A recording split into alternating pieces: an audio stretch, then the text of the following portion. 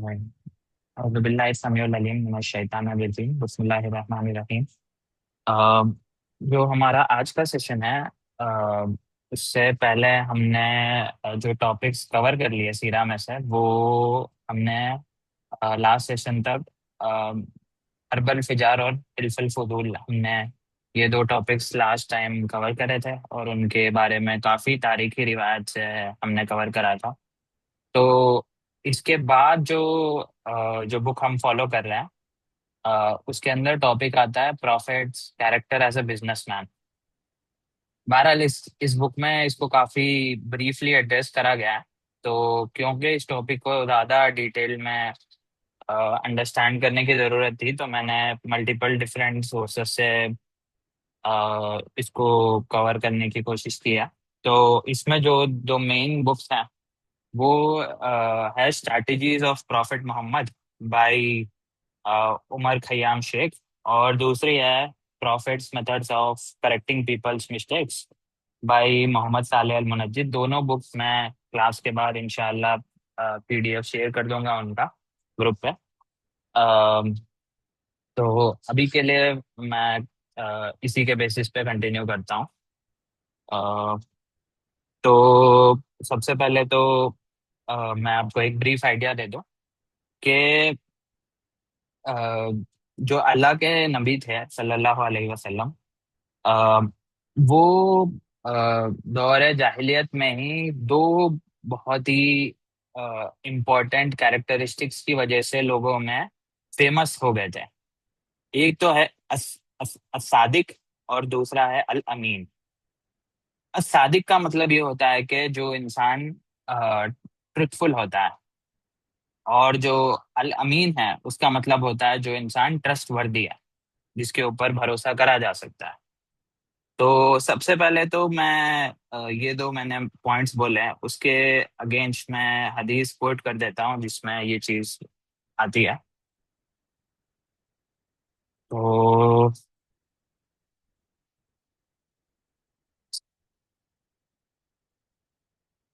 सही बुखारी की हदीस है।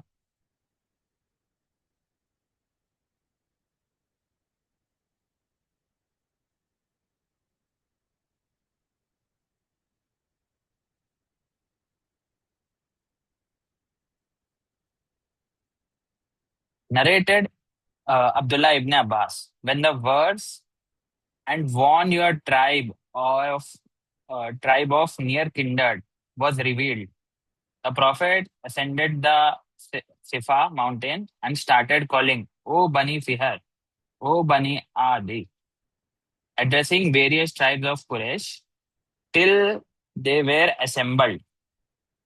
तो जब कुरान की आयत है ना, जिसमें बोला जाता है कि अ, अपने जो खानदान के लोग हैं उनको आप पहले अपनी दावत पेश करो, तो उस वक्त अल्लाह के नबी सफ़ा माउंटेन के ऊपर चढ़ के अपने जो वेरियस ट्राइब्स है कुरैश के, उनको पुकार के बुलाते हैं। Addressing various tribes of Quraysh till they were assembled, those who could not come themselves sent their messengers to see what was there। तो जो लोग नहीं आ सके वो किसी अपने फैमिली से किसी और को भेज दिया, या कोई स्लेव को भेज दिया, किसी एक अपने फैमिली से एक रिप्रेजेंटेटिव को भेज दिया कि देख लो कि क्या हो रहा है। Abu Lahab and other people from the Quraysh came, and the prophet then said, suppose I told you that there is an enemy cavalry in the valley intending to attack you, would you believe me? तो अल्लाह के नबी सवाल कर रहे हैं सारे कुरैश के लोग जो जमा हुए थे उनसे कि अगर मैं बताऊं कि इस सफा पहाड़ के पीछे से जो अ, अगर कोई अ, मक्का की जो वादी है उससे कोई आके अटैक कर रहा है, तो क्या आप मुझ पे बिलीव करोगे? तो they said yes, for we have not found you telling anything other than the truth. तो यहाँ पे बात ये आ रही कि अल्लाह के नबी को उन्होंने कभी नहीं देखा सिवाय कुछ ऐसी चीज बोलने के, अ, अ, बजाय के मतलब ट्रुथ, ट्रुथ के अलावा कुछ और बोलते हुए पाया नहीं गया अल्लाह के नबी को। He then said, I am a warner to you in the face of terrific punishment. Abu Lahab said, may your hands perish. And this day it is for this purpose you have gathered us. Then it was revealed, perish the hands of Abu Lahab, and perish he. His wealth and his children will not profit him. तो इस हदीस में पता चलता है कि जब अल्लाह के नबी को नबूवत सीक्रेटली जब प्रीच करते थे बिगिनिंग में, और फिर जब बाद में हुक्म आया अल्लाह की तरफ से कि अपने फैमिली को जाके आप वार्न करो, तो उस वक्त जब अल्लाह के नबी ने ये करा तो यहाँ पे क्लियर बात आई है कि yes, for we have not found you telling anything other than the truth. तो सच्चाई के अलावा कुछ बोलते हुए उन्हें नहीं पाया गया। तो इस वजह से अल्लाह के नबी का एक नाम जो पड़ा है as-सादिक, इसी बेसिस पे वो कहा जाता है।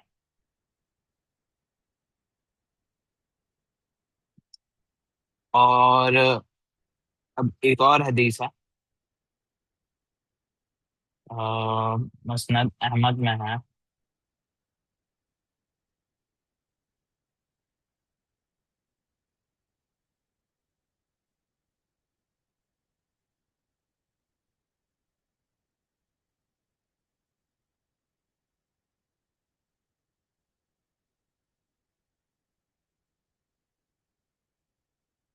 थोड़ी सी लंबी हदीस है। इस टॉपिक, ये जो हदीस का टॉपिक है, कोर टॉपिक, उसके अलावा मैं एक स्पेसिफिक पॉइंट पे इसको फोकस ले जाऊंगा। बहरहाल ये हदीस को हम डिटेल में इंशाल्लाह आगे चल के कवर करेंगे, क्योंकि ये भी सीरा से रिलेटेड हदीस है। तो अभी मैं ब्रीफली इसको तेजी से पढ़ लेता हूँ। The master of Mujahid says that in the time of ignorance I also participated in the construction of Kaaba.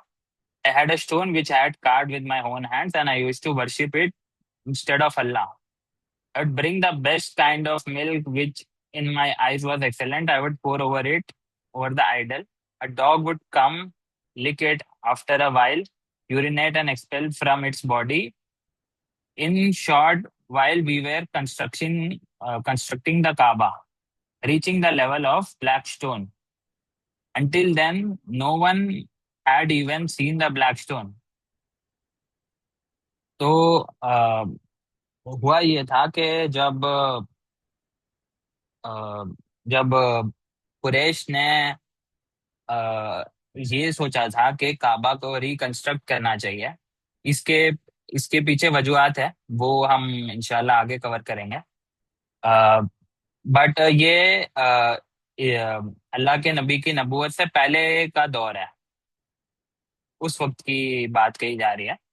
तो उस वक्त जब उन्होंने कंस्ट्रक्शन का सोचा, तो उस जमाने में उन्होंने ना एक रोमन्स की एक बोट, एक बड़ी सी शिप थी, जो के जो के ना डूब गई थी। बहरहाल क्योंकि रोमन जो मटेरियल यूज करते थे अपनी शिप बनाने के लिए, वुड की यूज करते थे उस जमाने में। तो उन्होंने सोचा कि उस वुड से वो लोग काबा को फिर से रिकंस्ट्रक्ट करें, क्योंकि वो अच्छी क्वालिटी का वुड होता था। तो जो रोमन्स की बोट बह के किनारे पे आ गई थी, मक्का के ही पास में जो किनारा आता है वहां पे, तो वहां से वो लोग लेके आए और फिर उन्होंने उसका कंस्ट्रक्शन करने का तय करा।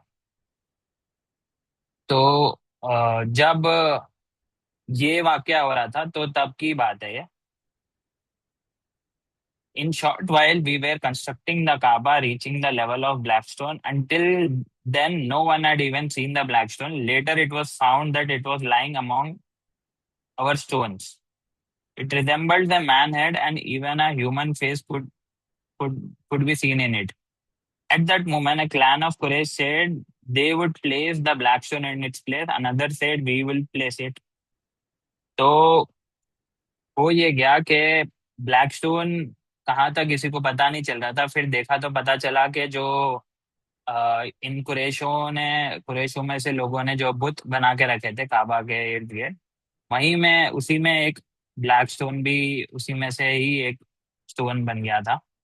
तो जब उन्होंने आइडेंटिफाई करा तो किसी एक कुरैश के बंदे के क्लैन, कुरैश में भी मल्टीपल क्लैंस थे ना। तो अलग अलग क्लैंस के मेंबर ने बोलने ये लगे कि अ, हम उसको उसकी जगह पे रखेंगे, क्योंकि मतलब ये रेप्यूटेशन की बात है ना कि किसकी किसको मतलब सबसे ज्यादा इज्जत दी जाएगी, उस टाइप की बात है। तो उस कंटेक्स्ट में उन्होंने फिर सोचा कि मैं रखूंगा, लोग सोचने लगे कि वो रखेंगे। तो फिर बहरहाल वो कोई कंक्लूजन पे नहीं आ सके। A clan of the Quraysh said they would place the black stone in its place. Another said we will place it. Some people suggesting appointing an arbitrator among themselves. They said the first man who comes to this place will be our arbitrator.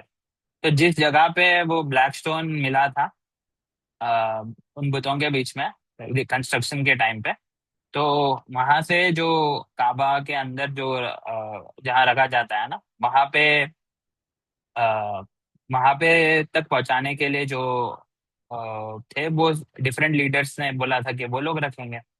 तो जब वो लोग एक conclusion पे नहीं आ पाए तो किसी ने एक सजेशन दिया कि जो अगला बंदा हमारे पास से गुजरेगा आ, तो उस बंदे को हम हमारा आर्बिट्रेटर बना देंगे, और फिर आ, उसका डिसीजन पे हम हमारा डिसीजन फाइनल कर लेंगे कि कौन रखेगा। After a while the first to come there was prophet sallallahu alaihi wasallam. Then people said the trustworthy one has come. तो यहाँ पे जो ट्रांसलेट की जा रही है ये यहाँ पे सिद्दीक का ही, सॉरी, अल अमीन का ही लफ्ज है। And then they mentioned this matter to the prophet, and prophet placed a black stone in the large cloth and called the clans of Quraysh. Those people each held a corner of it, and when they reached its original place, prophet lifted it and installed it with his blessed hand. तो फिर अल्लाह के नबी ने एक cloth बिछाया और उसके ऊपर black stone को रखा, और फिर कुरैश के क्लैन के जो डिफरेंट हेड्स थे उनको बोला कि सब लोग उसके एक कॉर्नर को पकड़ लो, और उसको फिर वो लोग वहां तक ले गए, और फिर अल्लाह के नबी ने खुद अपने हाथों से उसे रख दिया ब्लैक स्टोन के अपनी जगह पे। तो इस तरीके से उन्होंने ये जो कॉन्फ्लिक्ट जाहिलियत के टाइम पे उठा था उसको रिजॉल्व करा। बट हमारे लिए जो मेन पॉइंट है यहाँ पे वो ये बात है कि the people said the trustworthy one has come. तो जाहिलियत के दौर में भी अल्लाह के नबी ट्रस्टवर्दी थे, और ये काफिर बोल रहे हैं, मुसलमान नहीं बोल रहे हैं। और जो मैंने आपको पिछली बुखारी की हदीस दिखाई थी,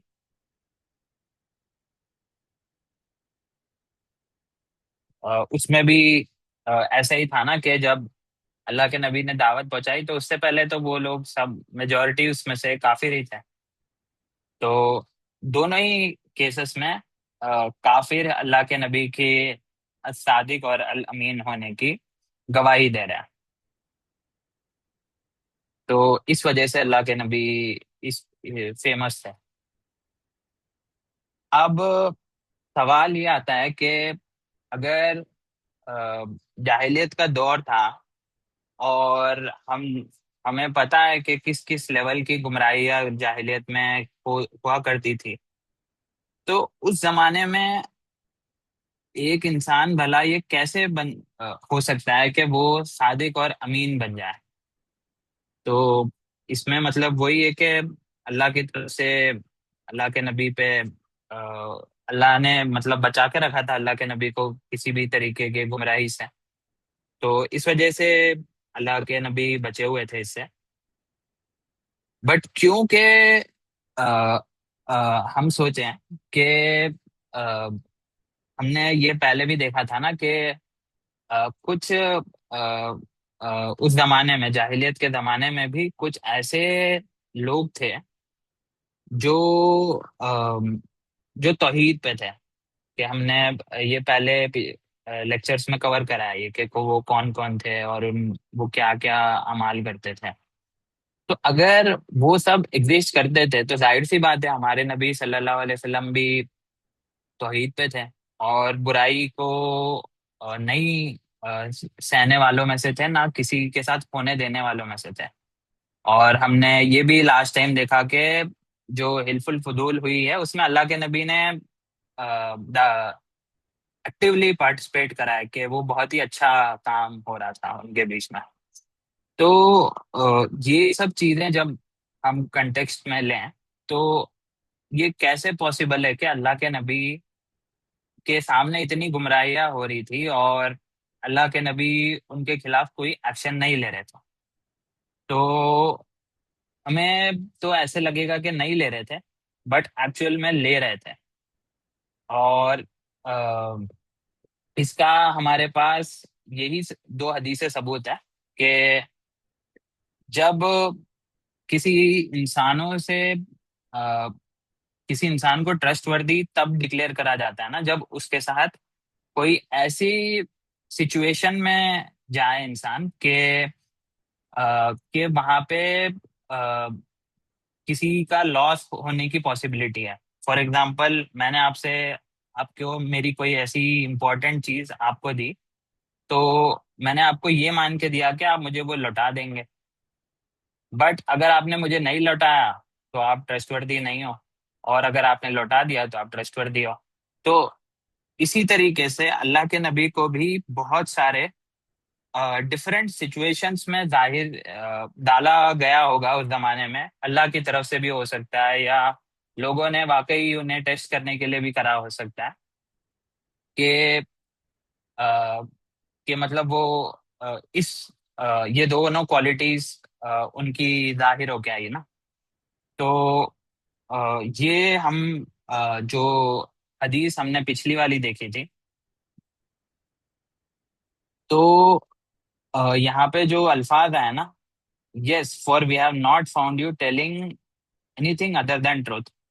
तो इसके जो अरेबिक अल्फाज है, उसके कंटेक्स्ट में जो बुखारी की शरह जो लिखी है इब्ने हाजर अल अस्कलानी ने, उन्होंने कहा है कि यहाँ पे इससे मुराद ये है कि अ, हमने आपसे टेस्ट लिया और उसमें आप झूठ बोलते हुए पाए नहीं गए। तो ये उन्होंने इसको उस तरीके से उन्होंने ट्रांसलेट करा है। तो इससे भी हमें पता चलता है कि बहुत सारी ऐसी सिचुएशंस थी अल्लाह के नबी पे जिसमें अ, ये दो क्वालिटीज उनमें से जाहिर होके आई। और इसके अलावा भी कई सारी हदीसें हैं ना जिसमें अल्लाह के नबी का झूठ नहीं बोलना और वादा खिलाफी नहीं करना साबित है। जैसे कि ये एक हदीस काफी फेमस है ना, मैं पूरी डिटेल में अभी कोट नहीं करूंगा उसे, मैं बस दिखा देता हूँ। सही बुखारी में ये वो हदीस है जिसमें अबू सुफियान से जब अल्लाह के नबी ने रोमन्स को लेटर लिखा था ना, तो उस वक्त अबू सुफियान को का वहां से काफिला रोमन एम्पायर से गुजर रहा था। तो उस वक्त अबू सुफियान को जो वहाँ के किंग थे उस जमाने के, हरक्यूलिस, उन्होंने बुला के पूछा था अल्लाह के नबी के बारे में कुछ चीजें। तो उसमें से कुछ क्वेश्चंस जो पूछे थे उस किंग ने, आ, ये क्वेश्चन है। Hercules said, "Have you ever accused him of telling lies before his claim to be prophethood?" I replied, "No." Hercules said, "Did he break his promise?" I replied, "No. We are at truce with him, but we do not know what will he do in it."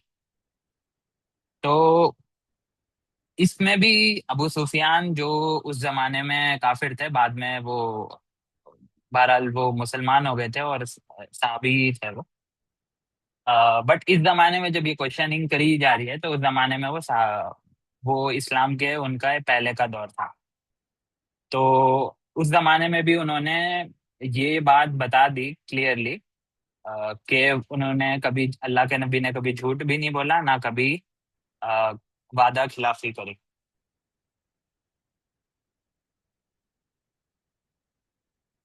तो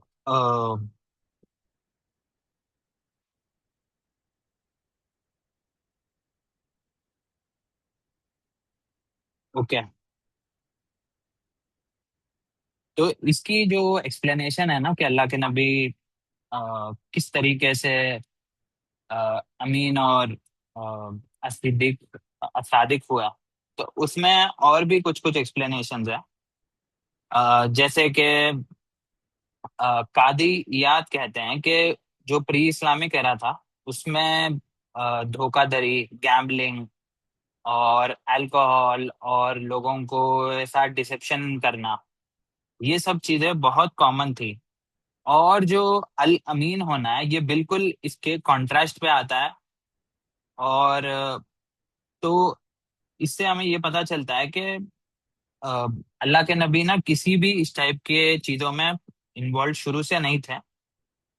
और अल्लाह के नबी के अंदर अल्लाह ताला ने डाल ये शुरू से ही रखा था कि कभी कोई भी मॉरल इम्प्योरिटी की तरफ उनका रुझान ही नहीं था, और वर्ल्डली प्लेजर्स की तरफ भी रुझान उनका नहीं था।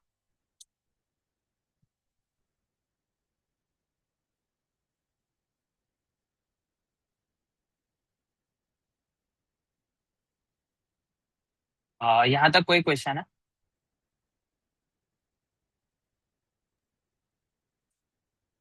जी सब क्लियर है अल्हम्दुलिल्लाह। जी।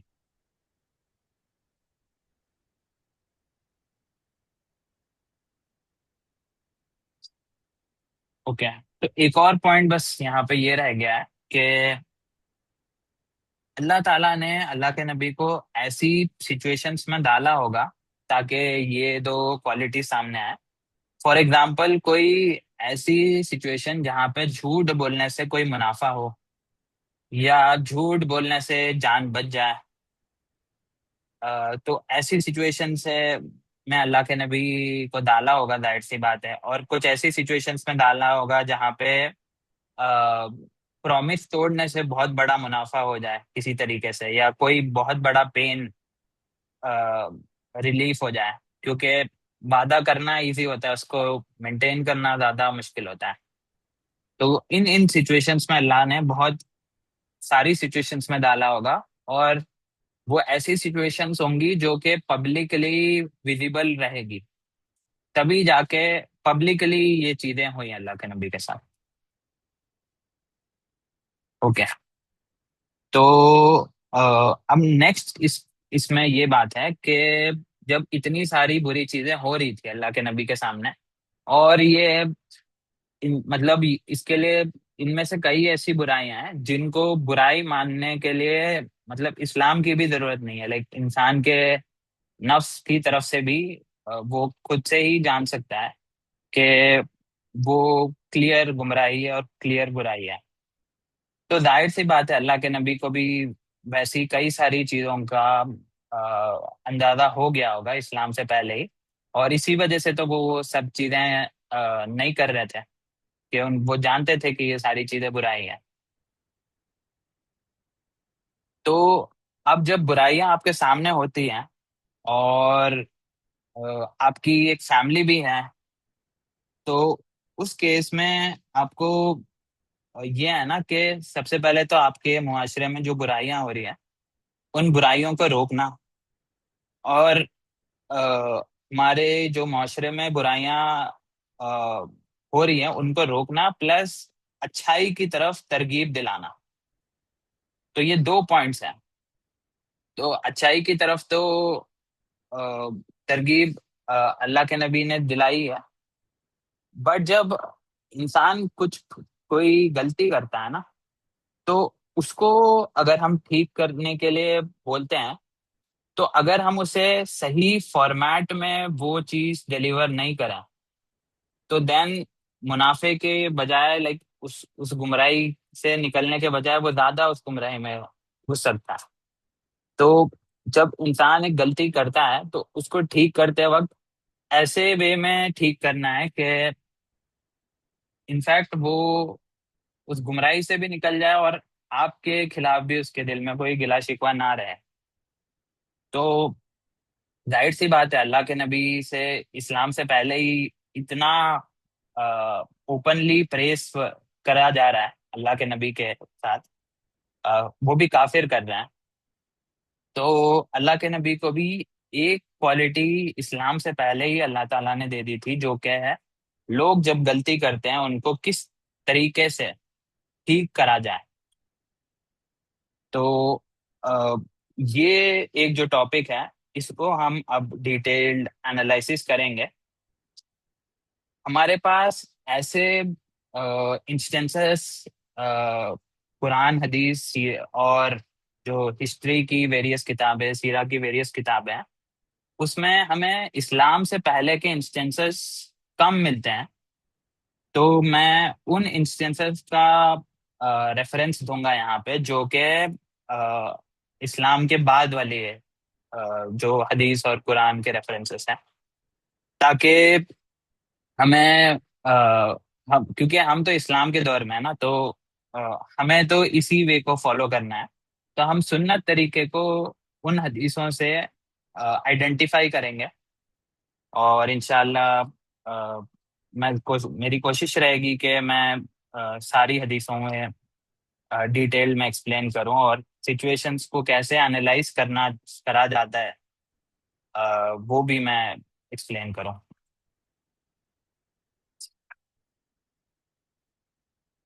तो सबसे पहले तो अ, हमें ये बात अंडरस्टैंड करनी है कि, अच्छा, मैं उससे पहले हदीस कोट कर देता हूँ। ये है तिरमिदी में। तिरमिदी में नंबर है 234।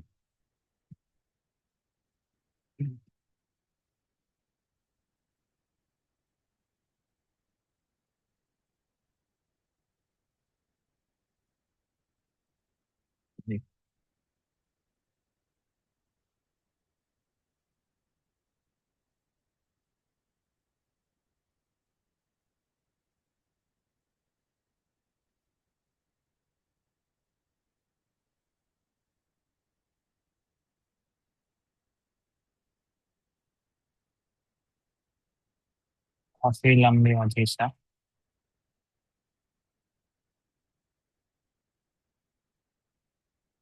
एंड नंबरिंग का इस वेबसाइट पे प्रॉब्लम है।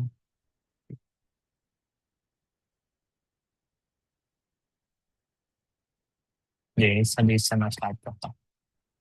तो ये तिरमिदी की रिवायत है। Anas narrated that the prophet सल्लल्लाहु अलैहि वसल्लम said, every son of Adam sins and best of sinners are the repentant. तो हर आदम अलैहिस्सलाम की औलाद अ, गुनाह करती है, मिस्टेक्स करती है, और उनमें से बेस्ट और बेहतर वही है जो कि जिन्होंने मिस्टेक्स करे बट उसके बाद रिपेंटेंस करी, अल्लाह ताला के सामने तौबा करी। तो अ, अगरचे ये हदीस के ऊपर स्कॉलर्स का डिसएग्रीमेंट है कि ये सही है या ज़ईफ है। जो दुबैर अली रही है वो कहते हैं ये हदीस ज़ईफ है, अल्बानी कहते हैं कि ये हदीस सही है। बहरहाल ये अ, अगर ज़ईफ भी है, तो इसके अंदर जो बात बताई जा रही है वो बात गलत नहीं है कि every son of Adam sins, हर हर इंसान गुनाह करता है, और उनमें से बेहतर वही है जो इस गुनाह की तौबा कर ले। तो इस हदीस से हमें पता चलता है कि इंसान जो गुनाह करता है वो अ, हर इंसान ही करता है। ऐसा नहीं है कि कुछ इंसान इतना प्योर होते हैं कि कोई गुनाह नहीं करते हैं। तो जो जो प्रॉफिट्स होते हैं वो वो गुनाह नहीं करते। उनकी उनके साथ अगर कुछ हो सकता है तो वो वर्स्ट केस में इज्तिहादी खता होगी, वो गुनाह नहीं होगा।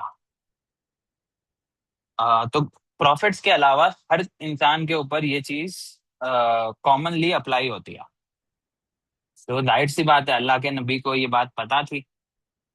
और जब हम भी किसी इंसान के मिस्टेक को ठीक करेंगे, हमें भी इस चीज को माइंड में रखना चाहिए कि कोई इंसान गलती कर रहा है तो ऐसा नहीं है कि कोई भी वो उसको इतना ठीक हो जाना चाहिए कि वो कोई गलती ही ना करे।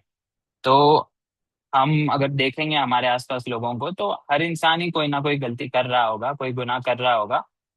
तो उसको हमें ये ट्राई करना चाहिए कि उस गुनाह से उसे बचाएं, ना कि उसको उसके ऊपर ना उल्टा पड़ जाए कि क्यों करा गुनाह ऐसे। तो नेगेटिव इम्पैक्ट भी हो सकता है। तो इस चीज को हमें माइंड में रखना चाहिए।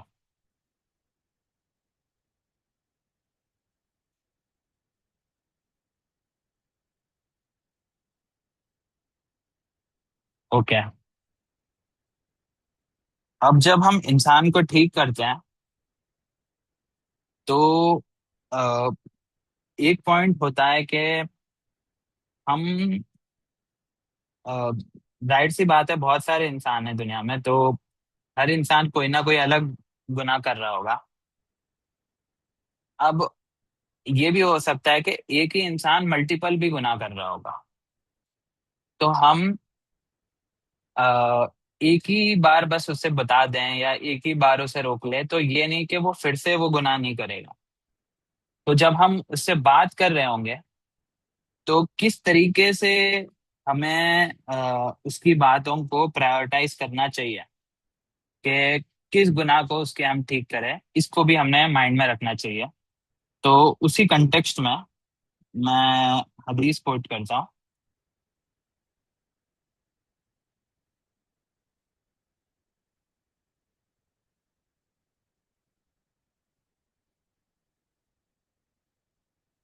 ये हदीस है।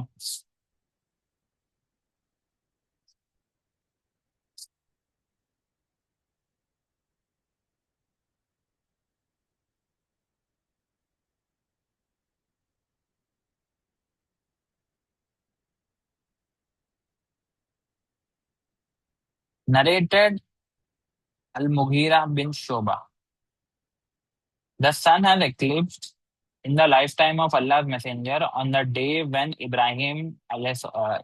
when his son of on the day when his son Ibrahim died। तो अल्लाह के नबी सल्लल्लाहु अलैहि वसल्लम के जो अ, बेटे थे इब्राहिम अलैहिस्सलाम, उनकी जब डेथ हुई, तो उस वक्त क्या वाकया है। उस दिन सन का जो एक्लिप्स हुआ था उस दिन। So people said that the sun has eclipsed because of the death of Ibrahim. लोगों ने ये बोला कि इब्राहिम अलैहिस्सलाम की जो डेथ हुई है, उसकी वजह से सन का इक्लिप्स हुआ है। Allah's messenger said, the sun and the moon do not eclipse because of the death or life of someone. When you see eclipse, pray and invoke Allah। तो इस हदीस में हमें ये पता चल रहा है कि लोगों ने जब ये कहा ओपनली कि इब्राहिम की डेथ की वजह से इक्लिप्स हुआ है, तो अल्लाह के नबी ने उन्हें इमीडिएटली ठीक कर दिया कि किसी इंसान के पैदा होने से या मरने से मून या सन का कोई भी एक्लिप्स नहीं होता। तो इस बात से हमें पता चलता है कि अ, जो यहाँ पे चीज ठीक करी जा रही है, वो इंसान के बिलीफ के विद रिगार्ड्स है। तो अ, जब बिलीफ्स के रिगार्डिंग कोई चीज आ जाए, तो तो उसको लेके हमें बहुत ही इमीडिएटली एक्शन लेना चाहिए। क्योंकि बिलीफ अगर गलत हो जाए इंसान का, तो वो ज्यादा बड़ा प्रॉब्लम होगा। क्योंकि फिर उसके अंदर अगर बिलीफ में ही करप्शन आ जाएगा, तो उसके अमाल में वो बिलीफ वाला जो करप्शन है वो रिफ्लेक्ट होगा। तो तो उसी वजह से बिलीफ्स के ऊपर मेन फोकस रहा है अल्लाह के नबी का। इसके अलावा हमारे पास कई सारे एग्जाम्पल्स मिलते हैं सीरा में। और हदीसों में भी बहुत सारे हैं। मैं उसमें से कुछ और आपको कोट कर देता हूँ। एक है,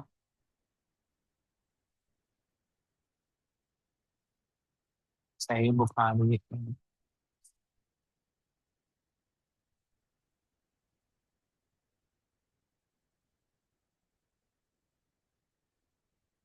narrated Zaid bin Khalid Juhani. The Prophet sallallahu alaihi wasallam led us in Fajr prayer at Hudaybiyah. After a rainy night, on completion of prayer, he faced the people and said, "Do you know what your Lord has revealed?" The people have replied, "Allah and His apostle knows better." He said, "Allah has said, in this morning, some of my slaves remained as true believers and some became non-believers." तो कुछ ऐसे लोग हो गए उस सुबह जो कि अल्लाह के बिलीवर्स थे पहले, वो बिलीवर्स ही रह गए और उनमें से कुछ काफिर हो गए. Whoever has said that rain is due to the blessings and mercy of Allah had belief in me, and he disbelieves in stars. And whoever said that it is rain because of particular star had no belief in me but believes in that star. तो इसमें भी अल्लाह के नबी ना, जो beliefs के regarding जो mistakes है लोगों की, उसको ठीक कर रहे हैं. और ये कुदसी हदीस है जिसमें बताया जा रहा है कि जो रेन किसी सितारे के वजह से होती है उसमें मानता है वो काफिर हो गया, और जो अल्लाह की तरफ से होती है बोल रहा है वो मुसलमान रह गया.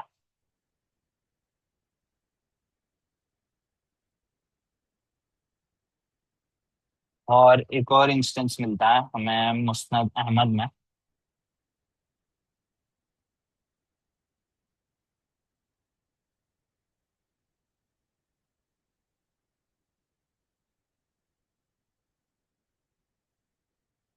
अ, ये सहीली गहरी लेवल की रिवायत है. बहरहाल सहीली गहरी अगर हम इसे नहीं भी मानेंगे तो हसन दर्जे की, तो अ, हसन दर्जे की ये रिवायत हम कह सकते हैं, क्योंकि कई सारे डिफरेंट चेन से ये हदीस हमें मिलती है. मुस्नद अहमद की रिवायत है. It is narrated from Sayyidna Ibn Abbas that a man said the prophet सल्लल्लाहु अलैहि वसल्लम, man said to Prophet sallallahu alaihi wasallam, whatever Allah wills and whatever you will. तो अल्लाह के नबी से एक इंसान ने कह दिया कि अल्लाह जो चाहते हो और आप जो चाहते हो. तो the prophet said, are you making me equal to Allah, rather say whatever Allah alone wills. तो फिर अल्लाह के नबी ने कहा, क्या तुम मुझे इंसानों के मुझे अल्लाह के बराबर ठहरा रहे हो? आपको कहना चाहिए था कि whatever Allah alone wills, जो भी अल्लाह चाहे वो होगा.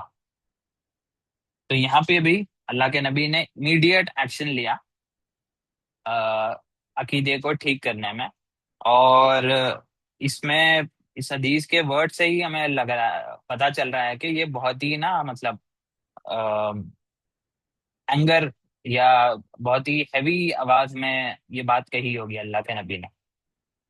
तो अल्लाह के नबी जो बिलीव्स के रिगार्डिंग जो इश्यूज होते हैं लोगों में, उसको इमीडिएटली ठीक करने के लिए जाते हैं. तो ये सुन्नत है.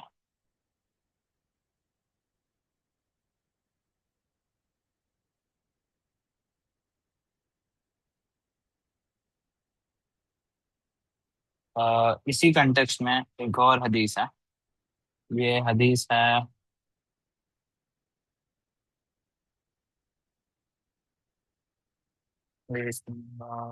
सही बुखारी 6.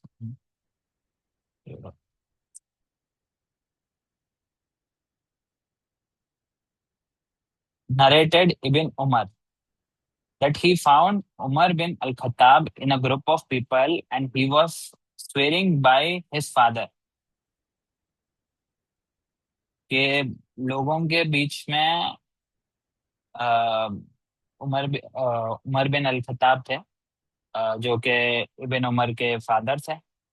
और वो लोगों के बीच में थे, और वहां पे वो अ, उनके फादर के नाम पे कसम उठा रहे थे। सो अल्लाह मैसेंजर सल्लल्लाहु अलैहि वसल्लम called them saying, verily Allah forbids you to swear by your fathers. If you had to take the oath, he should swear by Allah or otherwise keep quiet. तो अल्लाह के नबी ने यहाँ पे भी बहुत ही इमीडिएटली एक्शन लिया कि अ, अल्लाह ने हराम फरमा दिया है किसी और के तरफ कसम उठाना, अ, अपने फादर्स की तरफ कसम उठाना। और अगर कसम उठाने की जरूरत पड़ गई आपको, तो अल्लाह की कसम उठाया करना चाहिए, और वरना खामोश रहना चाहिए।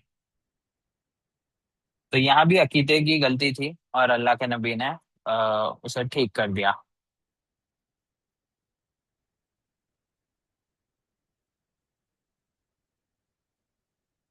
तो इसके अलावा भी बहुत सारी हदीस हैं, मैं उन्हें अभी के लिए स्किप कर रहा हूँ। तो यहाँ इस टॉपिक से हमें मेनली ये समझ आ रहा है कि जो बिलीफ से के रिगार्डिंग जो प्रॉब्लम्स हैं, उनको हमें ठीक करने में प्रायोरिटाइज करना चाहिए।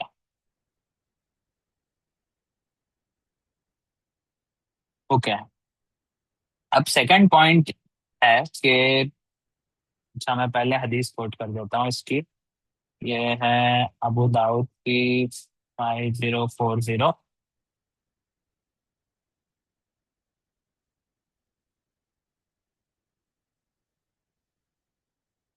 Narrated तिकफात Al Ghafari. Yaish bin Tikfat al-Ghaffari said, my father was one of the people in Sufaha. तो सुफा ये वो लोग थे जो मिस्कीन थे और जो मस्जिद नबवी में रहा करते थे। मैसेंजर ऑफ अल्लाह सल्लल्लाहु अलैहि वसल्लम said, come with us to the house of Aisha. So we went, and he said, give us food, Aisha. She brought hashish and we ate. We ate. And he then said, give us food, Aisha. She brought Aisha in small in quantity as a pigeon, and we ate. He then said, give us something to drink, Aisha. So she brought a bowl of milk and we drank. Again, he said, give us something to drink. She then brought a small cup and we drank. And he then said, if you wish, you may spend the night here, or if you wish, you may go to the mosque. He said, while I was lying on my stomach, तो basically ये हुआ कि अल्लाह के नबी अ, हजरत आयशा के यहाँ पे गए, और क्योंकि वो सुफा से थे, तो अल्लाह के नबी ना अमूमन तौर पे सुफा से कुछ कुछ लोगों को अपने घर ले जाके उन्हें खिलाते थे, ताकि अ, उन जो जो सुफा के लोग थे वो गरीब थे ना, तो उनको चैरिटी के तौर पे खिलाने के लिए अल्लाह के नबी बार बार अपने घरों पे ले जाते थे। तो उसमें से एक इंस्टेंस पे इनको ले गया, सुफा में से इन्हें ले जाया गया।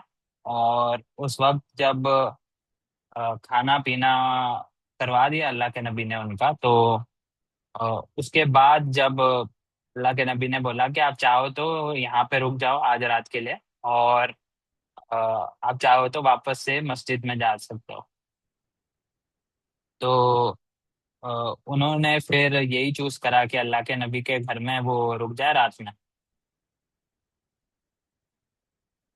He said, while I was lying on my stomach because of pain in the lung, a man began to shake me with his foot and then said, this is the method of lying which Allah hates. I looked and saw that he was messenger of Allah sallallahu alaihi wasallam. तो ये रिवायत although Sheikh Albany इसको ज़ईफ कहते हैं, but Zubair Ali रही इसे सही कहते हैं, और उनके आर्ग्यूमेंट्स इस हदीस को लेके ज्यादा स्ट्रांग है। तो ये हदीस बिल्कुल सही है। और इसमें हमें ये बात पता चलती है कि अल्लाह के नबी ने पैर से मार के हिला, उन्हें पैर से शेक करके जगाया, और फिर उन्हें कहा कि ये जिस तरीके से आप लेटे हो, ये वैसा तरीका है जो अ, जो अल्लाह नापसंद करते हैं, अल्लाह हेट करते हैं उस तरीके को। तो इससे हमें पता चल रहा है कि जो ऐसी चीजें हैं जो इंसान गलत करता है, उसको अ, मतलब इस केस में डिफरेंट वेज में भी ये चीज को ठीक करी जा सकती थी। यहाँ पे अल्लाह के नबी ने बट बहुत ही स्ट्रिक्ट वे में अ, उनके खिलाफ एक्शन लिया, कि सीधे पैर से उन्हें किक करा। अ, इस ट्रांसलेशन में ऑल्दो पैर से शेक करने की बात आई है, बट इसकी जो दूसरी सनदें आई हैं उससे ये भी साबित है कि अल्लाह के नबी ने किक करा उन्हें पैर से। तो अल्लाह के नबी ने इस स्ट्रिक्टर वे को अपनाया। तो इससे हमें पता चलता है कि अच्छा, अब ये चीज अ, हर इंसान नहीं कर सकता। फॉर एग्जाम्पल, आप सोचे कि आपके किसी फैमिली मेंबर या कोई इंसान ऐसे पेट के बल सो रहा है, तो उसको अगर आप वैसे करेंगे तो वो मतलब बिल्कुल ही उन्हें गुस्सा आ जाएगा, या वो आपके खिलाफ कुछ एक्शन ले लेंगे, है ना।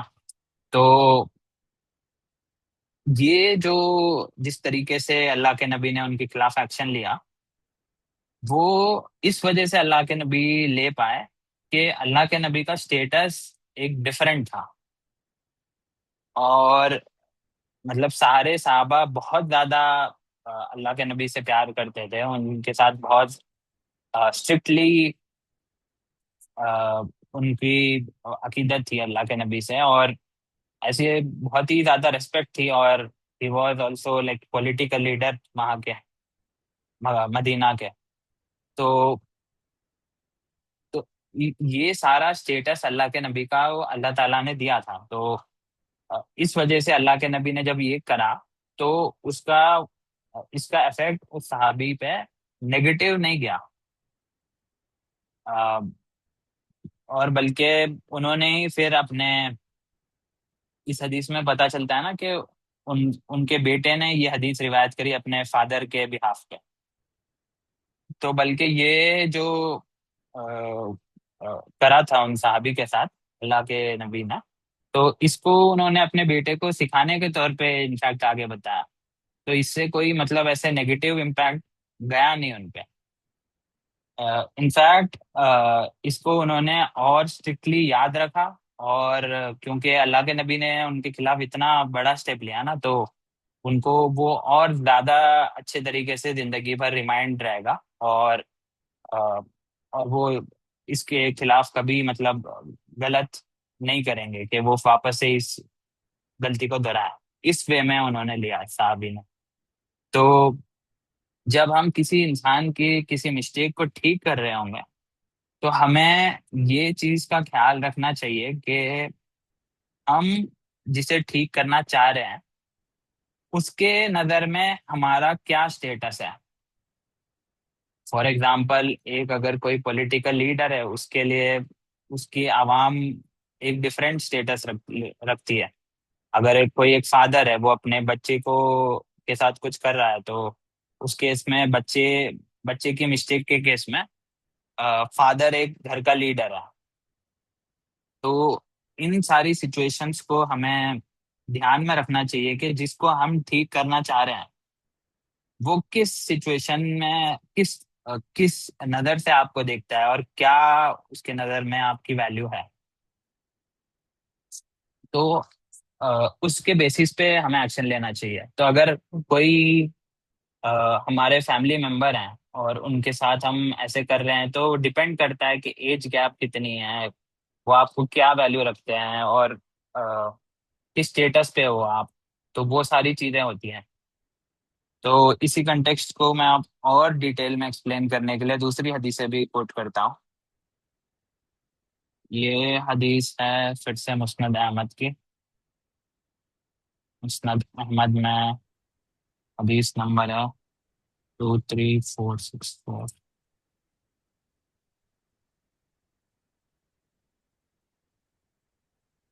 ये एक सही रिवायत है। दारुसलाम ने इसको रेट करा है सही। अब्दुल रहमान बिन अबी Laila says that once I went out toward the village with Hazrat Hudhaifa. तो अ, ये अ, ये जो हजरत हुदैफा की बात हो रही है, ये एक सहाबी थे ना, अल्लाह के नबी के सहाबी थे। और अब्दुल रहमान बिन अबी लैला उनके साथ जा रहे हैं। I went out toward the village with Hazrat Hudhaifa. He asked for water. So a farmer brought in a silver vessel. Hazrat Hudhaifa struck the vessel on his face.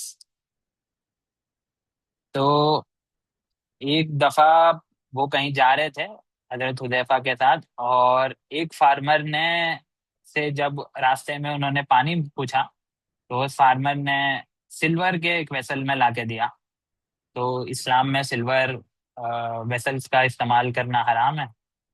तो जब ये वाकया हुआ तो हजरत हुसैफा ने वो सिल्वर वेसल जिसमें पानी था उसे सीधे उठाया और उनके मुंह पे मार दिया। We signal to each other to remain silent because if we asked him he would have never told us about it. तो हजरत हुसैफा गुस्से में थे। तो जो हजरत हुसैफा के साथ और दूसरे दूसरे भी जो लोग थे, तो वो एक दूसरे में डिस्कशन कर रहे थे कि हमें हजरत हुज़ैफा से ये क्यों करा, हमें नहीं पूछना चाहिए, वरना वो हमें कभी नहीं बताएंगे। तो जाहिर सी बात है, हजरत हुज़ैफा सहाबी थे। तो वो जानते थे कि सहाबी कभी ऐसा कोई स्टेप नहीं लेंगे जो कि सुन्नत के खिलाफ होगा या किसी को बेइज्जत करने के लिए किया जा रहा होगा। तो ये जो ताबईन रहे होंगे गालिबन, तो ये लोग इस बात को क्लियरली जानते थे, जो कि इस वर्ड से हमें पता चल रहा है। So we remain silent. After a while he himself said. तो कुछ देर के बाद हजरत हुज़ैफा ने खुद से कहा, do you know why I struck this vessel on his face? We replied no. He said I had forbidden him before as well, but he did not refrain. Then he told us that the holy prophet sallallahu alaihi wasallam said, do not drink anything in gold or silver vessels, and do not wear silk or brocade, because these things are for disbelievers in this world and for you in hereafter. तो फिर हजरत हुज़ैफा ने लोगों से पूछा कि आपको पता है कि मैंने उसके साथ क्यों करा? तो अ, उन्होंने कहा कि मैंने उन्हें पहले भी बताया था कि ये हरकत से बाज आ जाओ, इसे छोड़ दो। और अल्लाह के नबी फिर की हदीस उन्होंने फिर बताई लोगों को कि do not drink anything in gold और silver vessels, and do not wear silk और ब्रोकेड। तो गोल्ड और सिल्वर के वेजल्स मत इस्तेमाल करो, और सिल्क और ब्रोकेड मत इस्तेमाल करो पहनने के लिए, क्योंकि ये काफिरों के लिए दुनिया में की चीजें हैं, और हमारे लिए मतलब मुसलमानों के लिए आखिरत के लिए। तो इस हदीस में भी हजरत हुसैफा का जो स्टेप था, वो बहुत ही मतलब बहुत ही स्ट्रिक्ट एक्शन लिया उन्होंने। तो ये जस्ट बिकॉज इसलिए नहीं लिया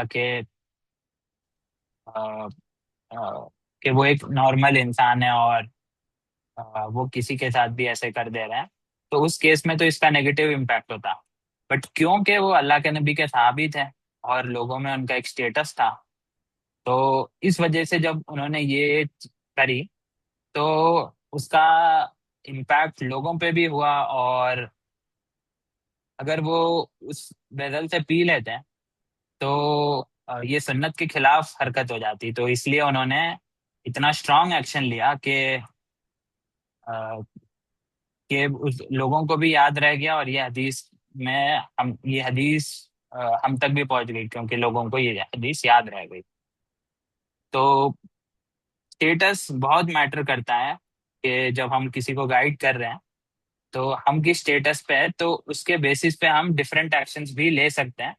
बट हमें इस चीज का अवेयरनेस होनी चाहिए। जाहिर सी बात है, इस हदीस में भी हजरत हुजैफा को इस चीज का अंदाजा था, तो तभी उन्होंने ये चीज करी। मानव, स्टेटस से ज्यादा बेहतर लफ्ज ताल्लुक नहीं है कि आपका क्या ताल्लुक है अगले बंदे के साथ? अब मतलब अगर मैं ताल्लुक वर्ड यूज करता ना तो रिलेशन, वो फिर ऐसे लगता है कि फैमिली रिलेशन है, तो इसलिए मैं थोड़ा ब्रॉडर वर्ड यूज कर रहा था। अच्छा। क्योंकि ये जेनरिक है ना, हजरत हुजैफा और उस फॉर्मर का कोई रिलेशन नहीं था, मतलब जो फैमिली के तौर पे हम लेते हैं। नहीं नहीं, फैमिली के साथ ताल्लुक जरूरी नहीं है।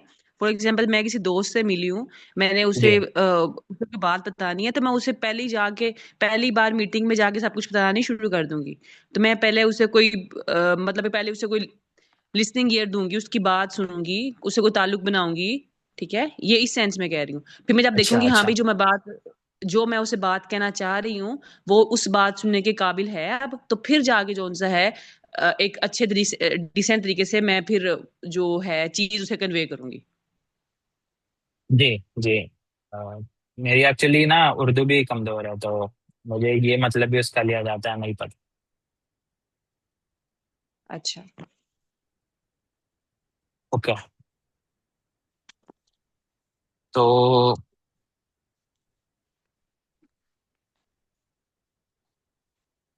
अच्छा, अभी एक और थोड़ी सी, मतलब हमें ऐसी हरकत होते हुए देख के वियर्ड लगेगा, बट मैं ये हदीस कोट कर देता हूँ। ये सुनन निसाई की हदीस है,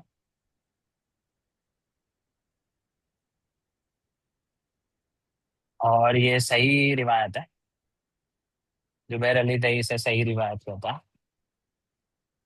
तो अ, हदीस है, इट वॉज नरेटेड फ्रॉम सालिम बिन अबी जाद that Ibn Abbas was asked about someone who killed a believer. 4866 numbering का इशू आ गया यहाँ पे।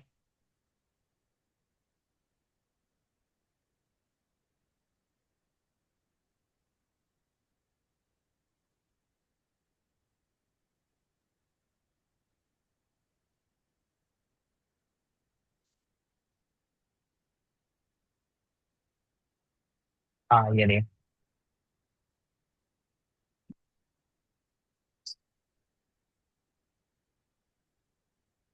It was narrated from Abu Sa'id al-Khudri that he was praying and a son of Marwan wanted to pass in front of him.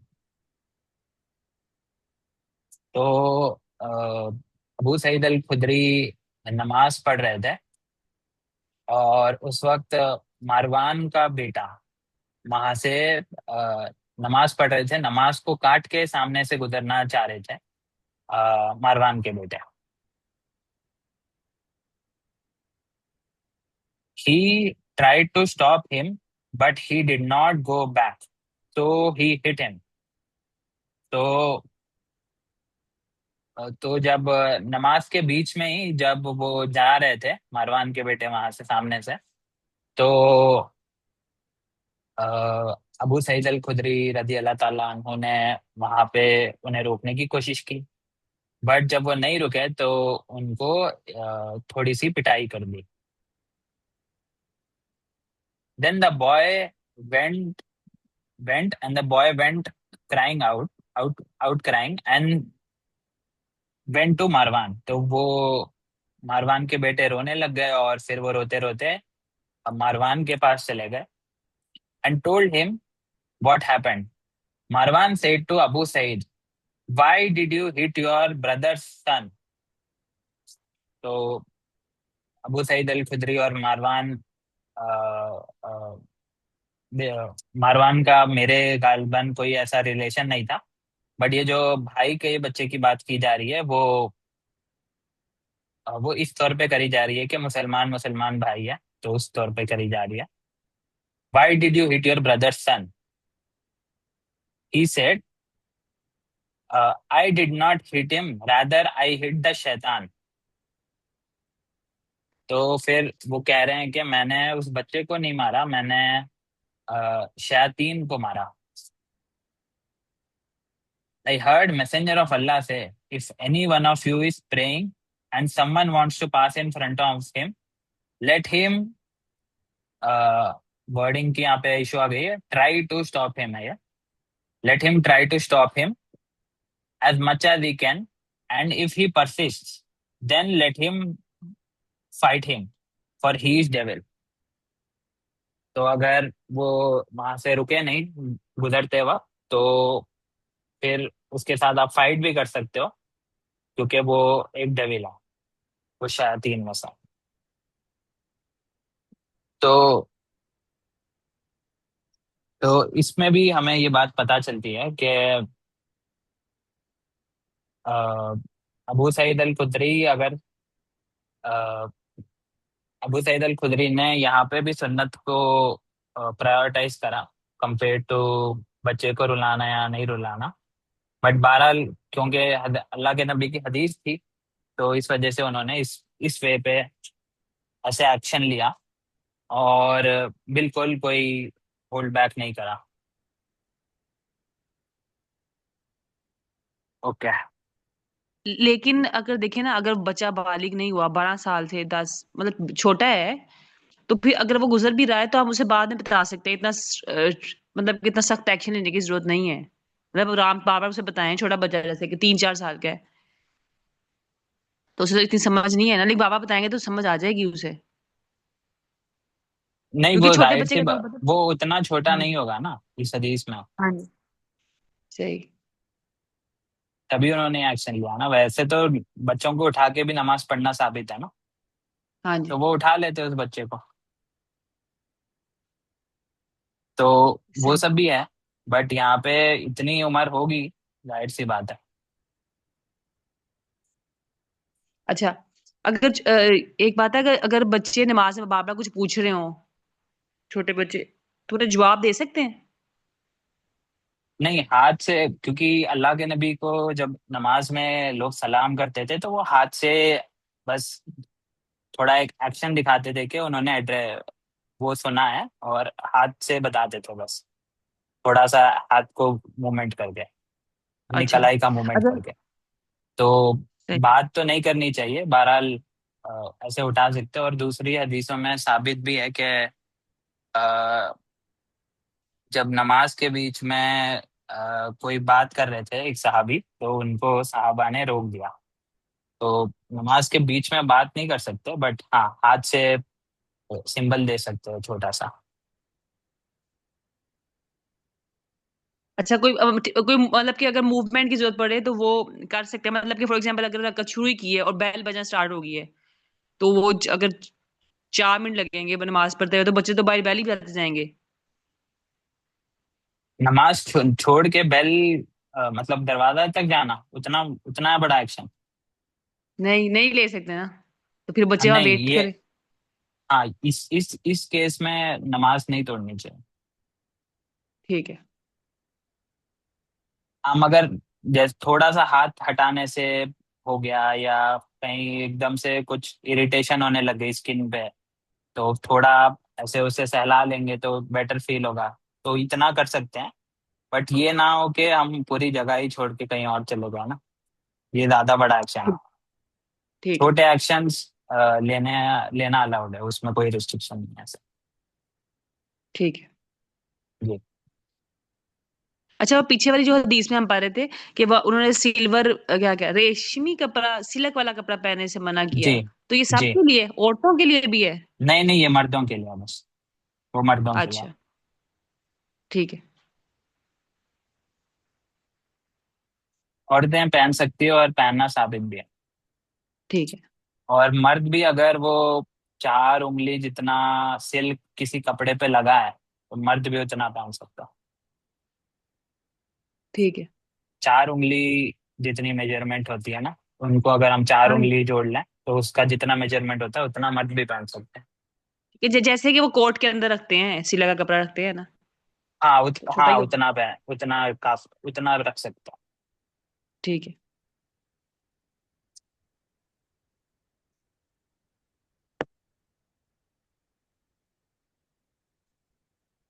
जी। अ, ठीक है, आगे continue करते हैं। ठीक है।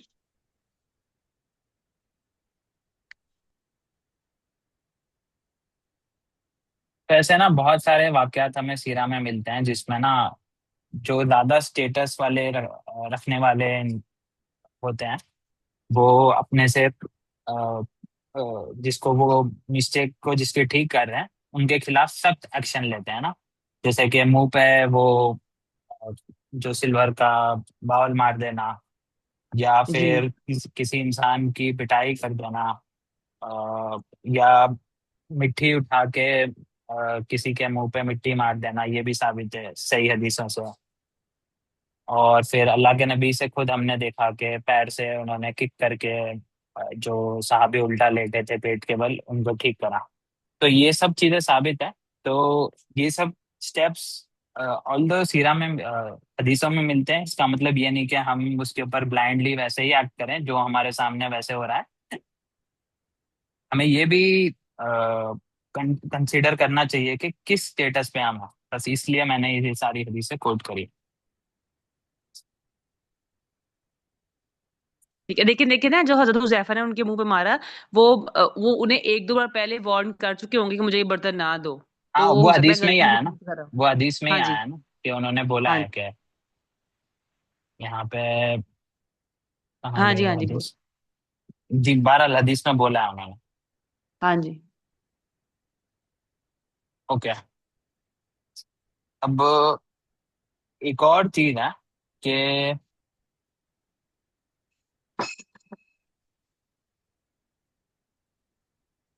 अच्छा पहले मैं ये हदीस कोट कर देता हूँ।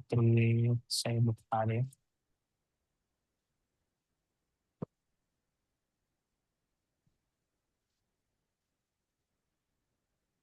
सही बुखारी की रिवायत है। Narrated Mohammad bin Al मुनकदिर, once Jabir prayed with his idar tied to his back while his clothes were lying beside him on a wooden peg। तो ये जो जाबिर बिन अब्दुल्ला है, ये सहाबी है, वो नमाज पढ़ रहे थे। और जब वो नमाज पढ़ रहे थे, his izar tied to his back while his clothes were lying beside him। तो वो एक कपड़े में नमाज पढ़ रहे थे, और कुछ उनके बॉडी के पार्ट्स एक्सपोज थे, बट वो ऐसे एक्सपोज नहीं थे जिसमें ऑरा जाहिर हो रहा। तो ये चीज अलाउड है क्या, एज लॉन्ग एज आपका ऑरा जो है मर्द के लिए नाव से लेके घुटने तक वो एरिया कवर्ड है, तो आपकी नमाज हो सकती है। तो वो सिंगल इदार में नमाज पढ़ रहे थे, जबकि उनके दूसरे जो कपड़े थे वो वुडन पेग पे, वहीं पे किसी एक वुडन पेग के ऊपर वो वहां पे कपड़े थे। तो मतलब लोगों को दिख रहा था कि ना वो कपड़े वहां पे लगे हुए हैं, उसके बावजूद भी वो ऐसे थोड़े से कम कपड़ों में नमाज अदा कर रहे हैं। Somebody asked him, "Do you offer your prayer in a single idar?" He replied, "I did so to show it to a fool like you. Had any one of us two garments in the lifetime of Prophet?" तो इस हदीस में फिर जाबिर बिन अब्दुल्ला जो थे वो फिर वापस उन्हें जवाब देते हुए कह रहे हैं कि मैं ये इसलिए कर रहा हूँ ताकि तुम जैसे मतलब फूल्स को ये चीज पता चल जाए। तो ये उन्होंने कहा, फिर बोला, उन्होंने बोला कि क्या अल्लाह के नबी के जमाने में कोई हम जो मुसलमान थे वो इतने अमीर थोड़ी थे कि हर एक मुसलमान के पास दो दो कपड़े रहे और वो दो दो कपड़े पहन के नमाज पढ़े। जमाने में गुर्बत बहुत ज्यादा थी, तो अबा के पास उतने कपड़े भी नहीं रहा करते थे, तो वो एक कपड़े में भी नमाज पढ़ लेते थे और अल्लाह के नबी उन्हें मना नहीं करते थे। ये इस बात का मतलब है।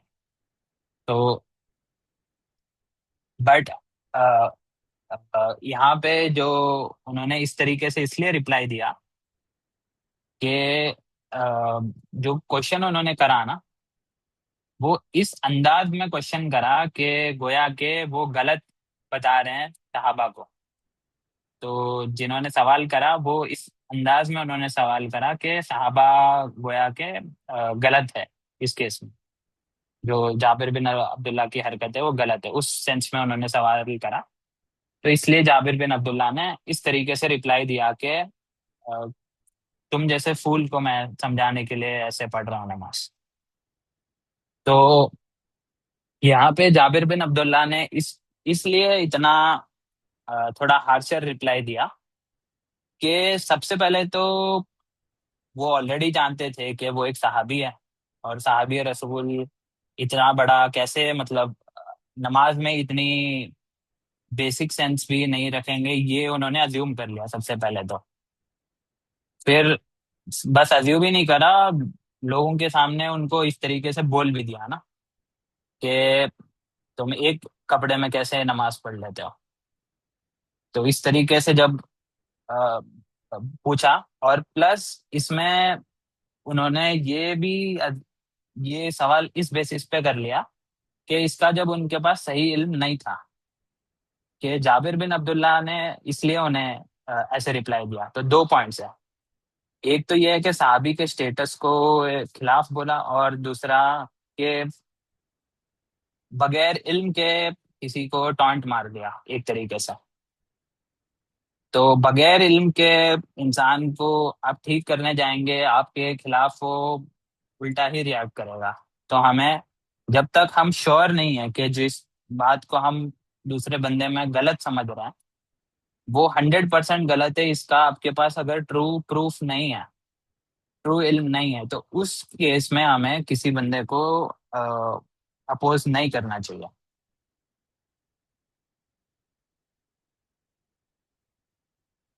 तो ये भी एक इम्पॉर्टेंट पॉइंट है कि बगैर इल्म के तो नहीं करो।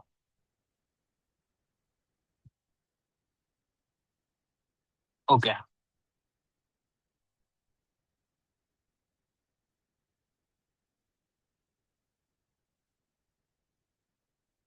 नेक्स्ट पॉइंट है कि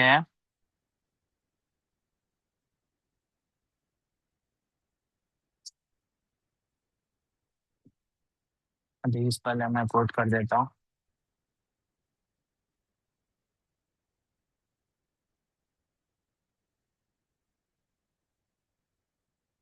ये अबू दाऊद की हदीस है, 931।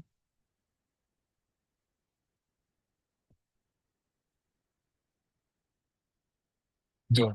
तो ये हदीस अ, हसन दर्जे की है, और बट इसको जो शेख अल्बानी है वो इसको ज़ईफ कहते हैं। बट बहरहाल जुबैर अली रही का इसके ऊपर जो अ,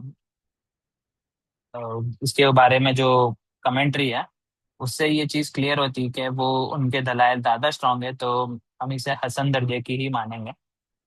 और तो ये हदीस कंटिन्यू होती है। तो मुआविया बिन अल हकम अस्सुलैमी said, when I came to messenger of Allah sallallahu alaihi wasallam, I learned many things about Islam. One of the things that I was taught was that when it was said that it was pointed out to me, when you sneeze, praise Allah. तो मुआविया बिन अल हकम अल सुलैमी कह रहे हैं कि जब वो Allah के नबी के पास, अल्लाह के नबी से मिलने गए, तो उन्होंने इस्लाम के बारे में बहुत सारी चीजें सीखी। उसमें से एक चीज उन्होंने वो सीखी कि कोई अगर स्नीज करे तो उस केस में अल्हम्दुलिल्लाह कहना चाहिए। तो ये उन्होंने सीखा। When someone sneezes, praise Allah. And से मे अल्लाह मर्सी ऑन यू। तो जब कोई स्नीज करे उस केस में अल्हम्दुलिल्लाह कहना चाहिए उस इंसान को। फिर जो लोग उस अल्हम्दुलिल्लाह को सुनेंगे वो लोग को रिप्लाई देना चाहिए यरहमक अल्लाह के साथ, may Allah have mercy upon you. Meanwhile I was standing along with messenger of Allah during the prayer. तो एक दफा वो अल्लाह के नबी के साथ नमाज में थे, मतलब जमात में नमाज हो रही थी और अल्लाह के नबी इमाम थे उस नमाज में।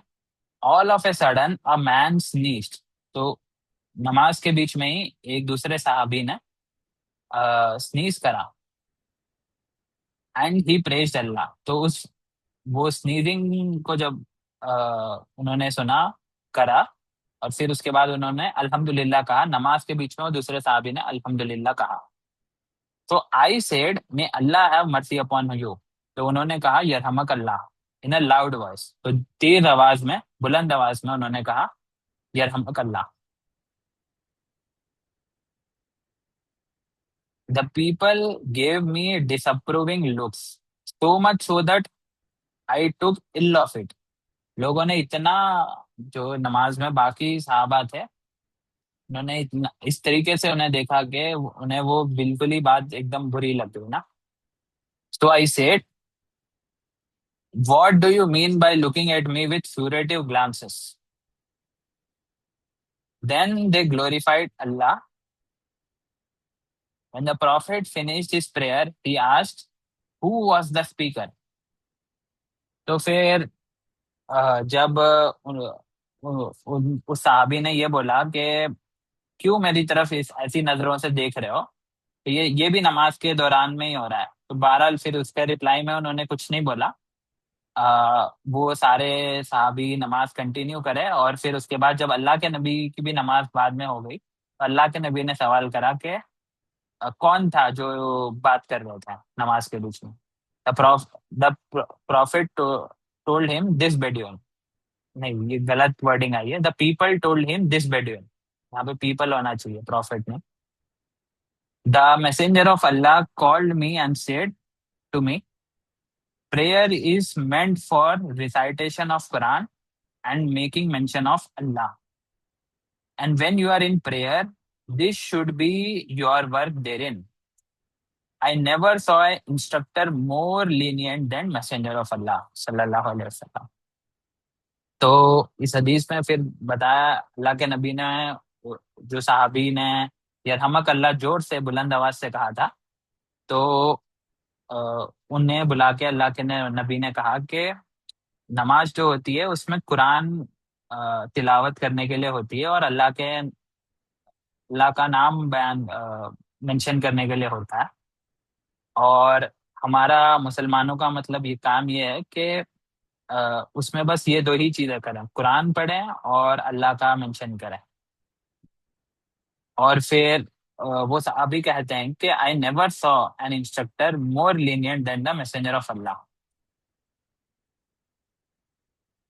तो अ, इस हदीस से हमें ये पता चलता है कि अ, सबसे पहले तो जब उस सहाबी ने यरहमकल्ला कहा अल्हम्दुलिल्लाह के जवाब में, तो अ, अल्लाह के नबी ने यहाँ पे यरहमकल्ला जिस जिस सहाबी ने कहा, उन्हें बुला के बोला कि आप कुरान में ये दो चीजें ही कर सकते हो, नमाज में यही दो चीजें कर सकते हो, कुरान की तिलावत और अल्लाह का मेंशन।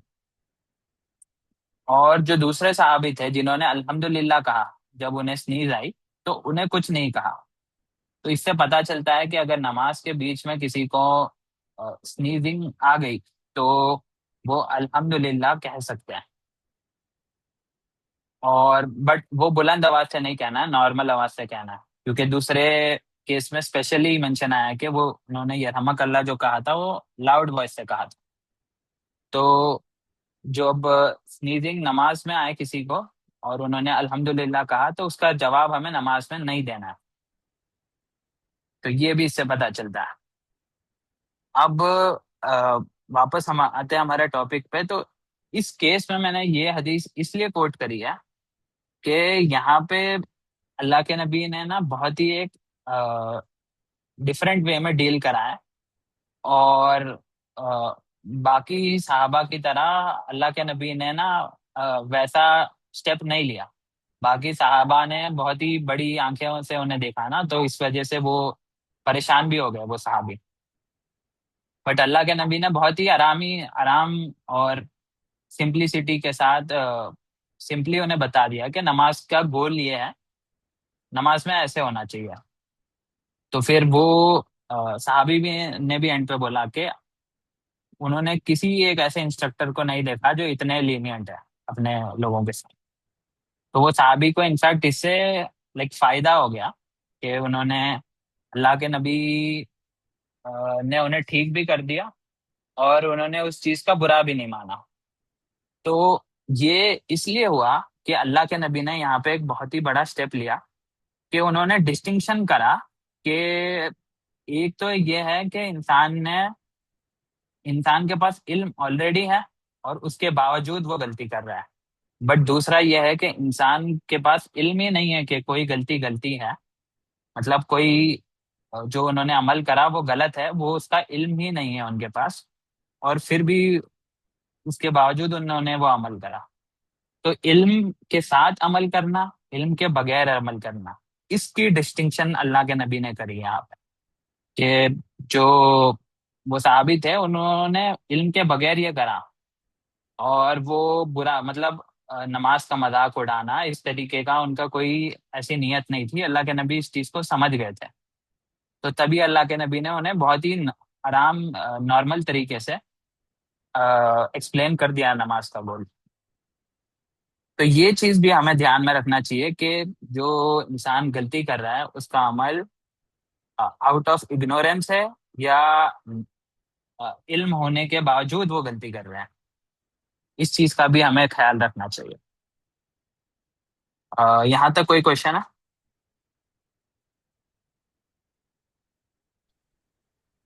अल्हम्दुलिल्लाह क्लियर है सब। ठीक है, नेक्स्ट अभी इस पे चलते हैं।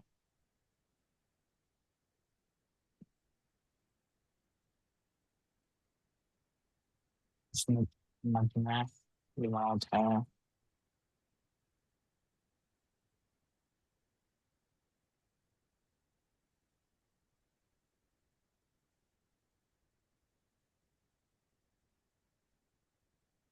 ये मुस्नद अहमद की रिवायत है और हसन दर्जे की रिवायत है।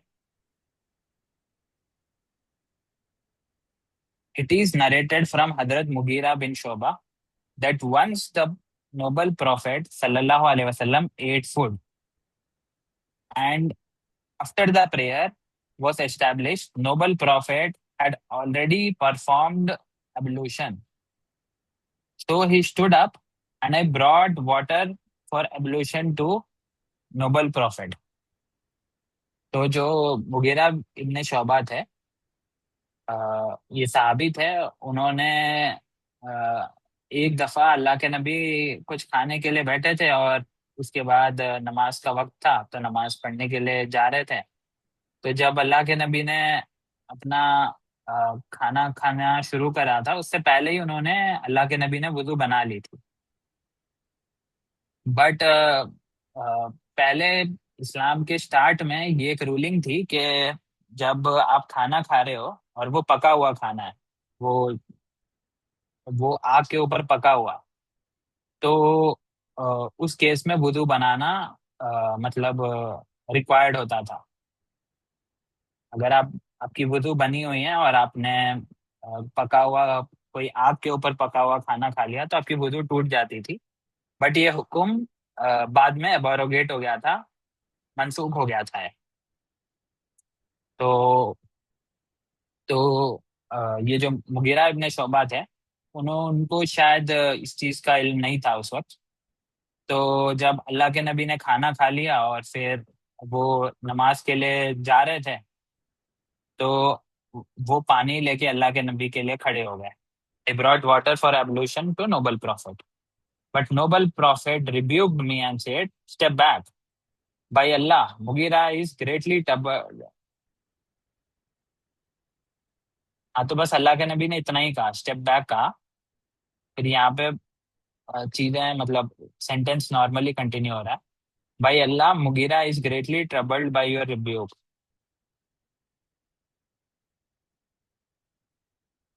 ही fears that perhaps there is some burden in your heart regarding him। तो अल्लाह के नबी ने उन्हें थोड़ी सी मतलब ऐसे गुस्से वाली आवाज में पीछे हटो बोल दिया। तो ताकि वो, बेसिकली उसका मतलब ये था कि वो वापस से वो तो नहीं बनाएंगे अल्लाह के नबी।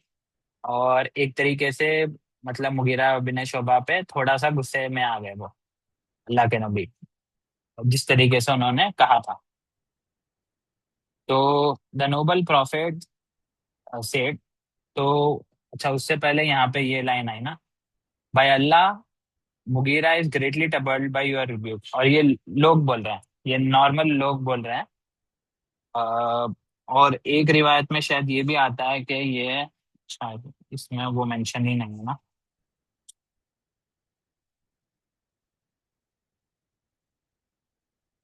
ये जो रिवायत है ना, इसमें शायद ये ट्रांसलेशन में इशू है। मैं उसकी,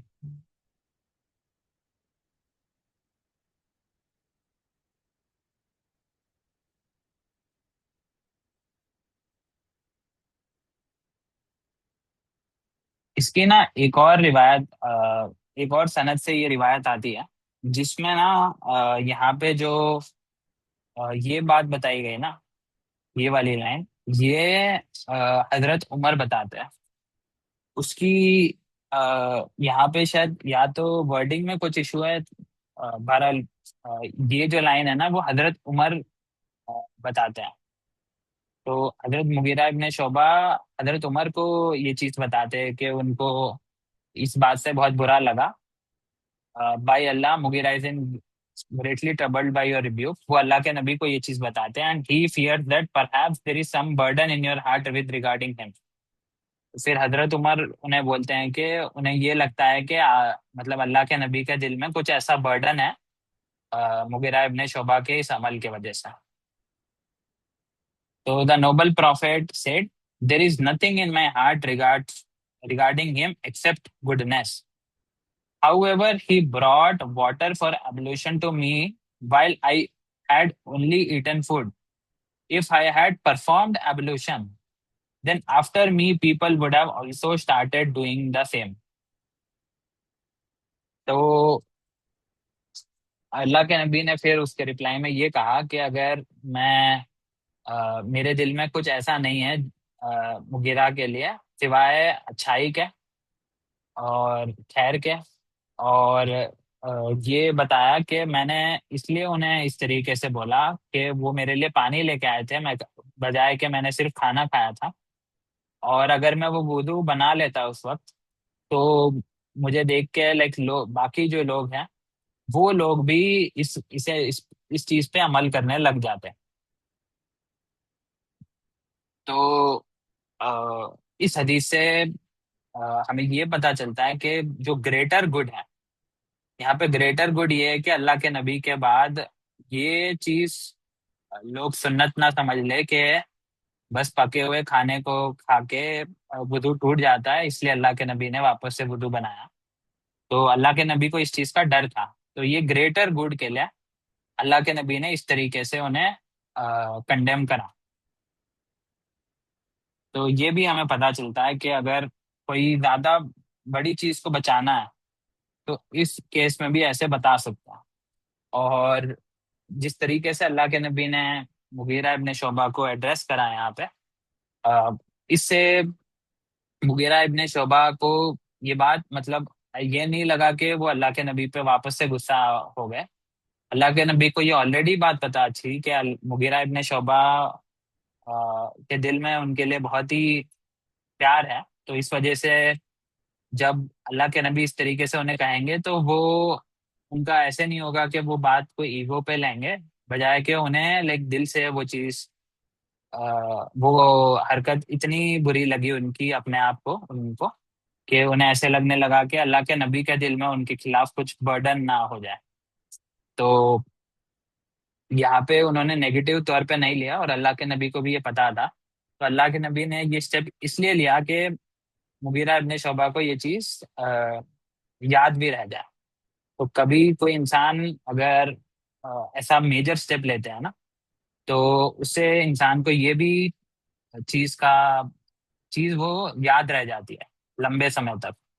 तो इससे भी इंसान का बेनिफिट हो जाता है। तो कभी कोई ऐसी चीज को ठीक करते वक्त हम कोई ऐसे आउट ऑफ द वे जाके हम ठीक करें, तो उस केस में उसकी याददाश्त पे इफेक्ट पड़ जाता है। तो ऐसे भी कदम लिया जा सकता है अगर आप बिल्कुल सोच समझ के ये स्टेप ले रहे हो तो। ओके, अब हम इस टॉपिक पे एक और सब टॉपिक कवर करेंगे। अ, इसको क्लीन कर लेता हूँ।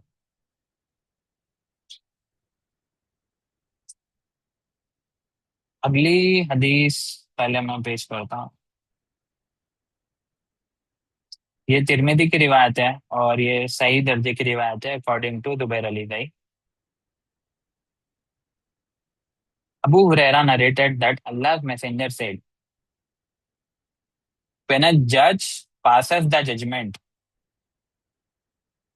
in which he was correct, then he receives two rewards. And when he judges and it's a mistake, then he will receive one reward. तो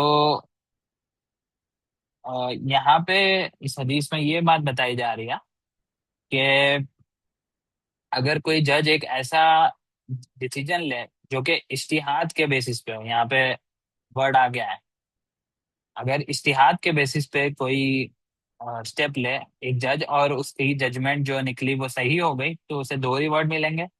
और उसकी जजमेंट अगर खराब निकल गई तो उसे फिर भी एक रिवॉर्ड जरूर मिलेगा। तो इस बेसिस पे हमें एक और चीज पता चलती है कि कुछ ऐसे डिसीजंस होते हैं जो इज्तिहाद के बेसिस पे लिए जाते हैं, जिसके बारे में कुरान और हदीस में कोई ऐसी रहनुमाई डायरेक्टली नहीं मौजूद होती। तो जज अपने रीजनिंग के बेसिस पे एक डिसीजन लेते हैं, और वो रीजनिंग अगर उनकी सही निकली तो दो रिवॉर्ड्स मिलेंगे, अगर उनकी रीजनिंग खराब निकली तो एक रिवॉर्ड मिलेंगे। तो अ, जब कोई इंसान भी कोई ऐसी चीज कर रहे हैं जो आपके अकॉर्डिंग गलत है बट उनके अकॉर्डिंग वो इज्तिहाद है उनका, तो इस चीज का भी हमें ख्याल रखना चाहिए कि क्या कोई इंसान इज्तिहाद के बेसिस पे कोई चीज कर रहे हैं, या ये कोई महकम हदीस या महकम कुरान की आयत है जिसके बेसिस पे उन्होंने ये डिसीजन लिया। तो इस चीज को भी हमें कंसीडर करना चाहिए कि अगर आपका इज्तिहाद किसी और के इज्तिहाद से गलत निकला, डिफरेंट है, तो इसका मतलब ये नहीं है कि दूसरा इंसान गलत है। क्योंकि इज्तिहाद का जो सही हल है वो तो हमें नहीं पता ना, वो तो जज के ऊपर है। अगर वो सही भी निकला तो भी उसे रिवॉर्ड मिलेंगे, अगर वो गलत भी निकला है तो भी वो रिवॉर्ड निकलेंगे। तो ये बस एक जज के रेफरेंस से ये हदीस नहीं है, इसको हम जनरल लाइफ में भी ले सकते हैं। अगर कोई इंसान कोई जजमेंट ले रहे हैं और उनके पास इतना इल्म है कि वो जजमेंट ले सकते हैं अपने इल्म के बेसिस पे, तो वो अगर इज्तिहाद के बेसिस पे है तो कोई बात नहीं उसमें। लाइक दोनों ही केस में करेक्ट भी होने दो या खराब भी या गलत भी होने दो, दोनों ही केस में रिवॉर्ड मिल रहा है। तो इस केस में हमें बिल्कुल कोई ऐसा स्टेप नहीं लेना चाहिए ना, उनके इस चीज को मिस्टेक समझ के उन्हें ठीक करने के लिए जाना चाहिए। हाँ, हम नॉर्मली नॉर्मल तौर पे हम हमारे जो आर्ग्यूमेंट्स है उसको उनके सामने पेश कर सकते हैं ये, और बोल सकते हैं कि हमारे अकॉर्डिंग ये चीज का मतलब ऐसे लिया जा सकता। तो ये इतना बता सकते हैं, बट इस चीज को मिस्टेक समझ के उन्हें कंडेम कर देना नहीं चाहिए।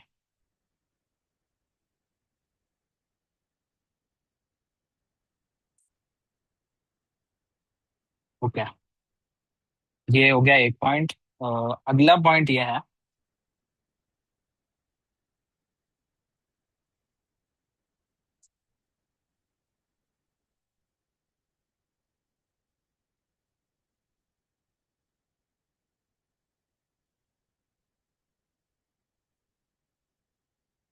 ये हदीस है सुनन अबू दाऊद की।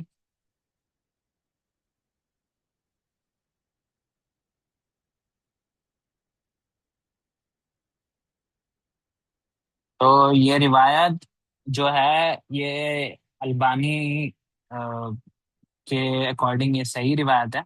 बट जुबैर अली तई के हिसाब से ये ज़ईफ है। बट इसका जो करेक्ट ओपिनियन है मेरे हिसाब से वो ज़ईफ ही है इस हदीस का। तो ये हदीस ज़ईफ है।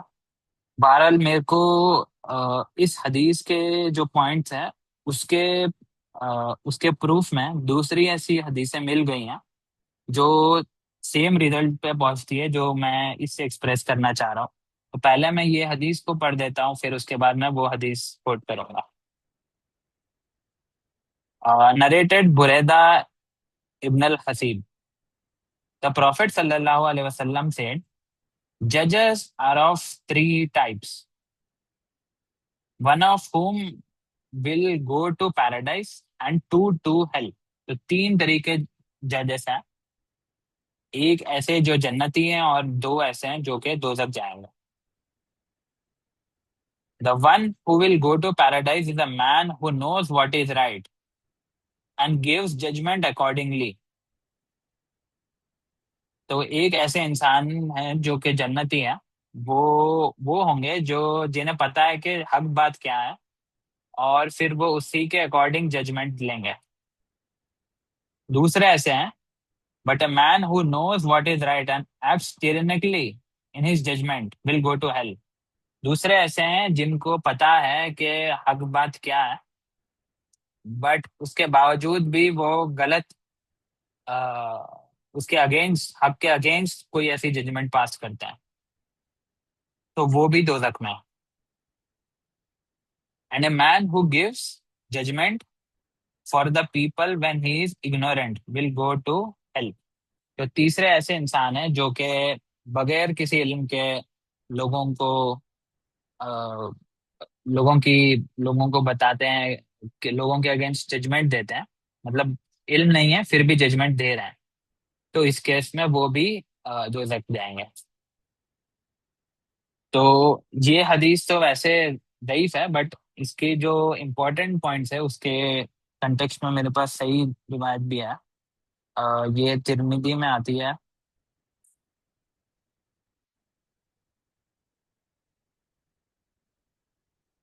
तो ये हसन दर्जे की रिवायत है। Ibn Abi al-Awfa narrated that the Messenger of Allah said, "Indeed, Allah is with the judge as long as he is not unjust. So when he is unjust, he leaves him and he is attended by shaitan." तो एक ऐसे जज जो कि as long as वो unjust नहीं है, अल्लाह ताला उनके साथ होते हैं। बट जैसे ही वो अनजस्ट बन जाते हैं तो अल्लाह ताला उनका साथ छोड़ देते हैं और फिर वो शयातीन उनके पास जाते हैं। तो इस बात से पता चलता है कि शयातीन के जो दायरे साए में रहेगा वो जाहिर सी बात है दोजक दोजक की अमल है, और वो दोजक कमाने के टुवार्ड्स हरकत है। और दूसरी बात जो है कि जिस केस में अल्लाह ताला किसी के साथ है तो वो जाहिर सी बात है वो अच्छा अमल है और वो जन्नती अमल है। तो जो पिछली हदीस का फर्स्ट पार्ट है वो इस हदीस से कवर हो रहा है। और जो इसका उस हदीस का सेकंड पार्ट था वो सुनन अबू दाऊद में ही दूसरे हदीस से कवर हो रहा है। Narrated Abu Huraira, the prophet सल्लल्लाहु अलैहि वसल्लम said, if anyone is giving a legal decision ignorantly, then the sin rests on the one who gave it। तो अगर किसी ने ऐसा कोई हुक्म दिया या कोई लीगल डिसीजन लिया और उसका उनके पास इल्म नहीं था, फिर भी उन्होंने वो डिसीजन दे दिया ऐसे दिखा के कि उनके पास उसका इल्म है, तो उस केस में उस वो जो गलत उन्होंने डिसीजन लिया उसका जो गुनाह है वो उन्हीं के ऊपर चढ़ेगा। तो इस हदीस से भी जो इस हदीस का लास्ट पार्ट था कि if a man who gives judgment for the people when he is ignorant will go to hell. तो ये जो तीसरा पार्ट है, तो ये भी इससे कवर हो गया। तो अब इस हदीस से हमें ये चीज पता चलती है कि जब हम किसी के मिस्टेक को ठीक करना चाह रहे हैं, तो हमें पहले तो जजमेंट लेनी चाहिए कि हमें उसका क्या, कैसे डिसीजन लेना है, उसके बारे में क्या एक्चुअल सही डिसीजन होगा। हम हम उसको, हमें 100% क्या हम श्योर है कि वो हम उसे सही रहनुमाई करना चाह रहे हैं? क्या हमारे अंदर ये तो नहीं है कि इनसिंसियरिटी तो नहीं है कि हम उससे लाइक जाहिरी तौर पे उससे बस बेटर दिखना चाह रहे हैं या शो ऑफ करना चाह रहे हैं उसके सामने कि हमें ये चीज पता है और तुम्हें नहीं पता? क्या हमारी सिंसियरिटी क्लियर है या नहीं है? ये चीज का हमें ध्यान रखना चाहिए।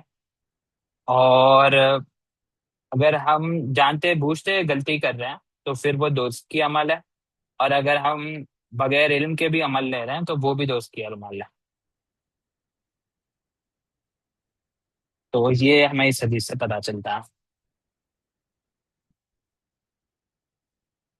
तो अम, यहाँ पे फिर हम कोई क्वेश्चन से तो मैं अभी क्लियर कर देता हूँ, और फिर यहाँ पे हम आज के सेशन को एंड करते हैं।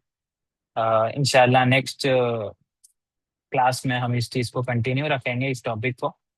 और इसके डिटेल्स को हम कवर करेंगे, फिर हम फाइनली एक ओवरऑल कंक्लूजन बनाएंगे कि लोगों की गलतियों को किस तरीके से ठीक करना चाहिए। देन फिर हम सिरा के नेक्स्ट टॉपिक जो कि बिजनेस लाइफ के बारे में, अल्लाह के नबी के, उसको डीपली कवर करेंगे। यहाँ तक कोई क्वेश्चन है? क्लियर है सब अल्हम्दुलिल्लाह। ठीक है, अल्हम्दुलिल्लाह। देन फिर हम यहाँ पे क्लास को एंड करते हैं। जज़ाकल्लाह खैर। अस्सलाम वालेकुम व रहमतुल्लाहि व बरकातुहू।